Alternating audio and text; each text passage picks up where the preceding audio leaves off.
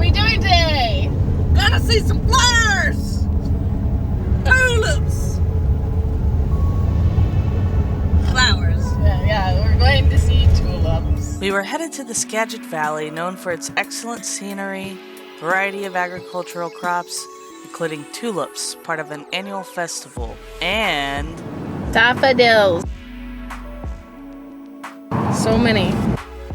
regardless the plant, we were happy to see them considering the atmospheric river that had caused major flooding in this region the fall prior. Beautiful day. Look at the flooding.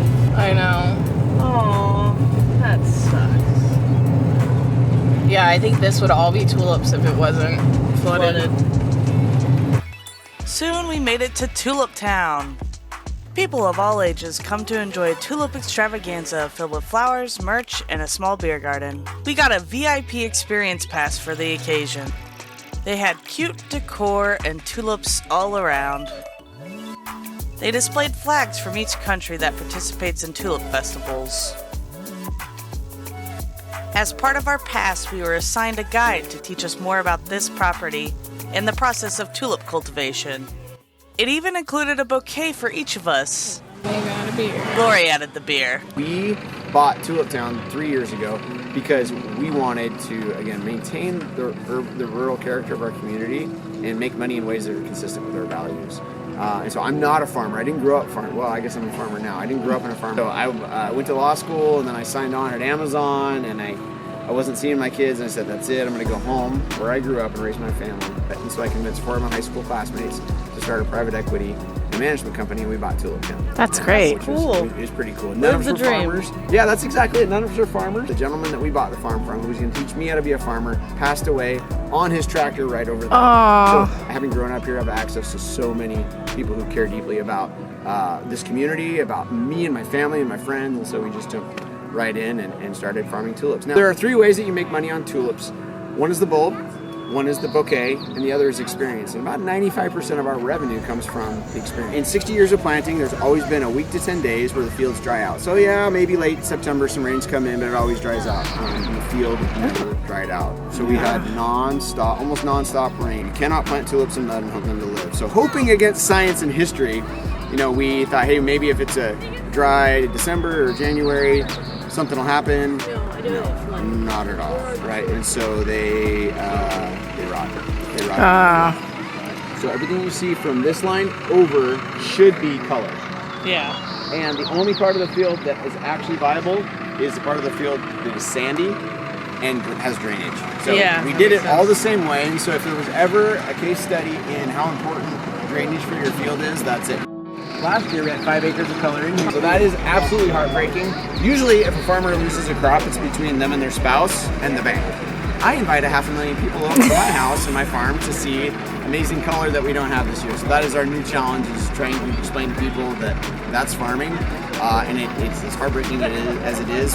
We'll bounce back and we'll plant. Next year in that field over there, we'll have acres and acres of colors. But this year, we're celebrating every stem because that's the deck that we were dealt. Yeah. So. Lori wanted a quick photo shoot before continuing to learn more about the history and cultivation process. Her pictures are always better than mine. Scenes of Skagit Valley, Tom's adopted home. He had these commissioned.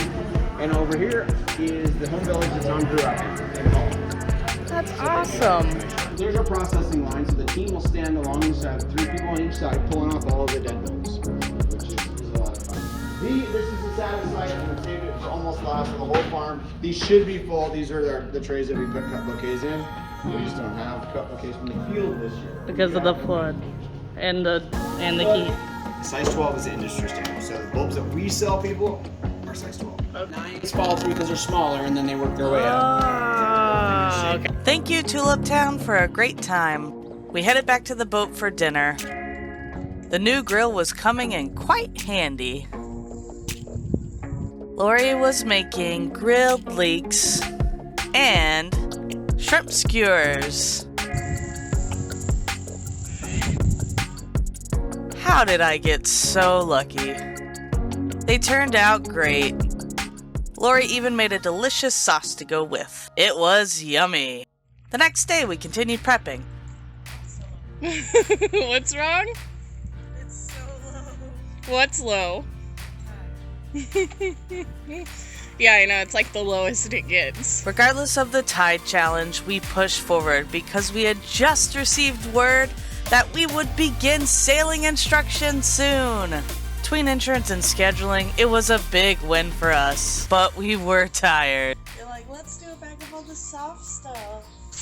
Yeah, it's all soft. And then the other bag is super heavy.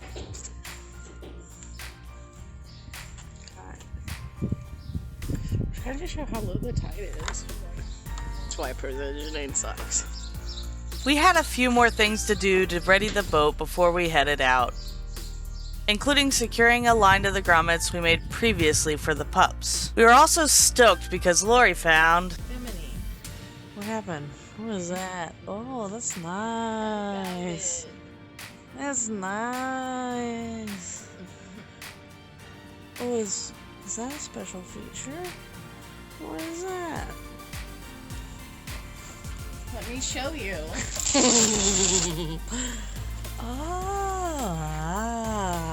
Ooh. Beautiful. So don't miss next episode as we head out on Alioth for the very first time.